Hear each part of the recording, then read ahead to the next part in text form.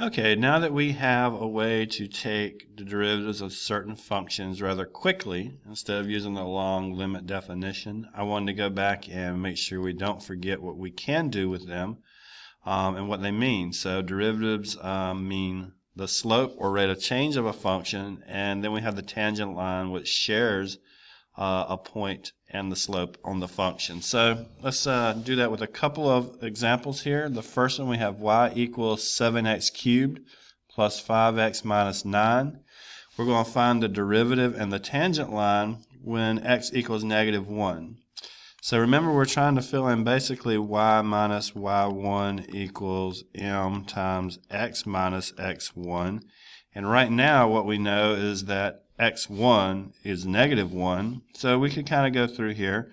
We could let negative 1, when we plug it in, what will that give us? That'll give us negative 7 minus 5 minus 9. So that is negative 21, I believe. Negative 12, negative 9. So basically what we have here is the point negative 1, negative 21, which we can come over and we can place in our function, our point slope formula as negative 1 for the x1 and negative 21 for the y1. So the last thing we need to get is the slope, and that's going to come from the derivative. So we'll take our derivative. Y prime will be 7 times 3, which will be 21, x squared plus 5. So then we want to plug in the negative 1. That got messy. Want to plug in the negative 1 to that, and we'll get 21 plus 5, which will be 26. That'll be our m. So when we plug things into our point slope formula, it'll be y minus negative 21. So we'll go write that as y plus 21 times equals 26 times x minus negative 1. So that'll be x plus 1. So as we clean up, y plus 21 equals 26x plus 26. And if I subtract the 21 across, the tangent line will be y equals 26x plus 5. So the slope when x was negative 1 was 26. That means it would go up 26 over 1. And then the tangent line was 26x plus 5.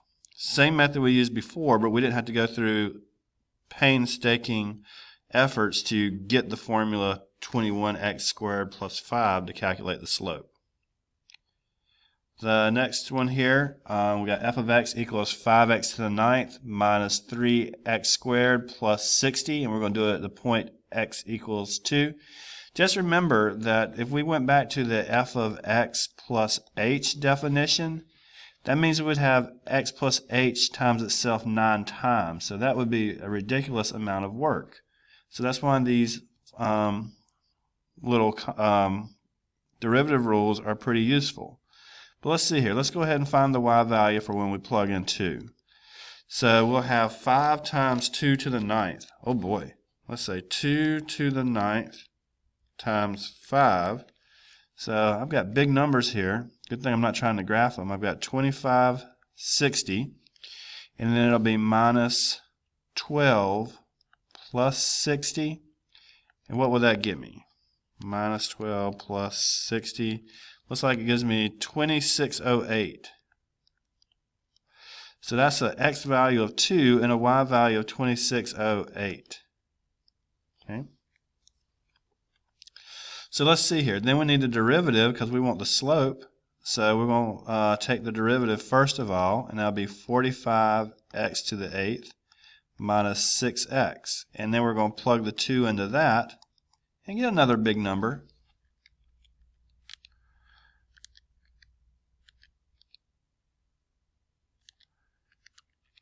It looks like that's going to give me 11,508. So I have some really crazy numbers here, but it's going to work out. So let's see here. Y minus 2608 equals the slope of 11,508 times x minus 2. So y minus 2608 equals 11,508x minus, let's double this number, times 2, minus 23,016. So when I get y by itself, we'll have y equals 11,508x minus, it looks like 20,408. So this is something you would not want to try and graph because you would have a y-intercept of negative 20,000. So there's no way you're going to get this thing accurate by hand. The slope there is 11,000. That's up 11,000 over 1. So it's changing pretty dramatically. Okay. The last one has a square root, and we remember that those were pretty difficult when we were taking the derivatives because we had to use a conjugate. But it also has a denominator which has some other problems of its own. So let's see here. The function is f of x equals 5 times the square root of x plus x cubed minus 1 over x squared, and we're going to work this at the point x equals 1. So first of all, let's figure out what's happening at 1. So we plug in the 1, we'll have 5 plus 1 minus 1. So that will give me 5. So my xy point is 1, 5. That's not going to be too difficult. But we want to take the derivative, and we see the square root, and we see the denominator. So first of all, let's rewrite it. And it'll be 5 times x to the 1/2 plus x cubed minus x to the negative 2. Now we can apply our power rules across there. So derivative will be 5/2 x to the negative 1/2 plus 3x squared plus 2x to the negative 3. Now I don't know if you need to rewrite this or if you're just going to use your calculator for it, but when we plug 1 in to get the slope, we'll get 5/2 plus 3 plus 2. So that's 5 plus 5/2. So I believe that's 15/2 for the slope.